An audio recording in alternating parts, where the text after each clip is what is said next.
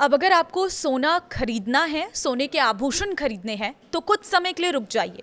ऐसा मैं इसलिए कह रही हूं क्योंकि सोने के भाव कम होने जा रहे हैं।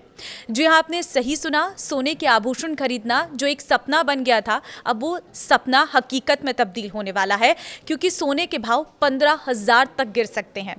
नमस्कार, मैं हूं आपके साथ ममता तिवारी। आप देख रहे हैं न्यूज़ 18 का डिजिटल प्लेटफॉर्म। अब सोने के आभूषण खरीदना एक सपने जैसा हो गया था। शादी के लिए गहने खरीदना या भविष्य के लिए बचत करना मुश्किल हो गया था। रिकॉर्ड स्तर की इस महंगाई के बीच एक्सपर्ट्स ने एक बड़ा अपडेट दिया है। उनका मानना है कि जिस तेजी से कीमतें बढ़ी हैं, उसी रफ्तार से वे गिर भी सकती हैं और एक ही दिन में 10 से 20% तक की भारी गिरावट की संभावना है। इस पूरे साल सोना और चांदी दोनों ने नए रिकॉर्ड बनाए हैं। अंतर्राष्ट्रीय बाजार में सोने की कीमत प्रति औंस लगभग $4,500 तक पहुंच गई है। वहीं भारत में सोना 1,40,000 के ऑल टाइम हाई पर कारोबार कर रहा है।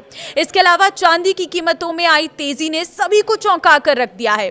घरेलू बाजार में चांदी 2,50,000 प्रति किलो के पार पहुंचकर इतिहास बना चुकी है। तेज उछाल के बीच एक्सपर्ट्स ने कीमतों में गिरावट को लेकर चेतावनी दी है।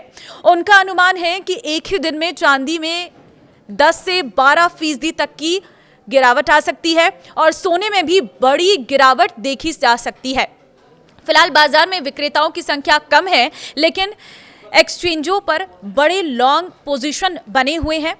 जैसे कि मुनाफा वसूली शुरू होगी, बाजार को बड़ा झटका लग सकता है। हालांकि इतनी ऊंची कीमतों पर असल में खरीद कौन रहा है, ये आम लोगों के लिए हैरानी का विषय है। तो एक्सपर्ट्स के मुताबिक आभूषणों या फिर रोजमर्रा के इस्तेमाल के लिए सोने की खरीद घट गई है।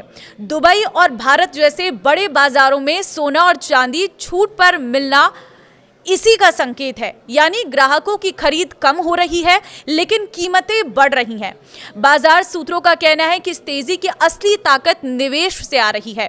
Gold ETF, silver ETF, long term निवेश और बड़े फंड्स की खरीदारी कीमतों को थामे हुए हैं। बैंक FD पर करीब 7% रिटर्न की तुलना में सोना और चांदी अधिक रिटर्न दे रहे हैं, इसलिए कई लोग अपना पैसा सोना चांदी में लगा रहे हैं। एक्सपर्ट्स ने एक ही दिशा में एक साथ चलने को जोखिम भरा बताया है। कीमतों में बढ़ोतरी का गहना उद्योग पर भी असर पड़ा है। आमतौर पर शादी और त्योहारों के मौसम में बढ़ने वाली बिक्री अब धीमी पड़ गई है। ज्वेलर्स का स्टॉक मूल्य बढ़ गया है, जिससे वर्किंग कैपिटल पर दबाव आ रहा है।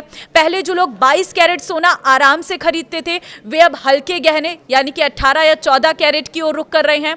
चांदी की कीमतें इतनी बढ़ जाने से आम लोगों के लिए भारी चांदी खरीदना भी मुश्किल हो गया है। इसलिए आने वाले दिनों में कीमतों में बड़े बदलाव की संभावना जताई जा रही है।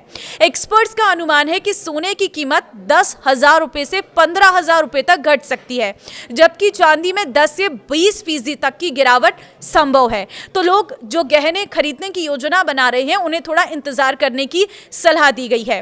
कीमतें कुछ कम होने से बाद में खरीदना अधिक फायदेमंद हो सकता है। निवेश के मामले में भी पूरी रकम एक साथ लगाने के बजाय किश्तों में निवेश कर जोखिम कम करने की सलाह भी दी गई है। गिरावट के कारण पहला कारण है निवेशकों की मुनाफा वसूली। ऊंचे स्तर पर पहुंचने के बाद निवेशक अपने मुनाफे को भुनाने में बुक प्रॉफिट्स के लिए बिकवाली कर रहे हैं, जिससे कीमतों पर दबाव आ रहा है। दूसरी, घटती मांग। बहुत अधिक कीमतों के कारण आम लोग और ज्वेलरी खरीदार कम हो गए हैं, जिससे बिक्री धीमी हो गई है। और तीसरा कारण, बाजार का उतार चढ़ाव। तेज उछाल के बाद बाजार में अस्थिरता बढ़ जाती है और गिरावट आ सकती है, जो कि सामान्य है। तो ये कुछ कारण हैं जिसकी वजह से सोने की कीमतों में कमी आने वाली है। तो अगर आप भी अपने लिए कुछ भी सोने का गहना खरीदने वाले हैं या फिर अगर आप स्टॉक खरीदने वाले हैं, तो थोड़ा थम जाइए। इस साल को खत्म होने दीजिए और अगले साल के कुछ दिन और इंतजार करना है और उसके बाद आप सोने की खरीदारी कर सकते हैं। हालांकि इसके बाद शादी का सीजन भी शुरू हो जाएगा, लेकिन शादी का सीजन शुरू होने और नए साल की शुरुआत के बीच में जो है सोने में अच्छी खासी गिरावट देखने को मिलने वाली है। तो इस वीडियो को लोगों के साथ जरूर शेयर कर देना, ताकि अगर वो लोग सोने की खरीदारी करने वाले हैं, अभी थोड़ा सा रुक जाए, कुछ समय बाद सोने की खरीदारी करें। उस समय सोने के भाव 10,000 से लेकर 15,000 गिर सकते हैं।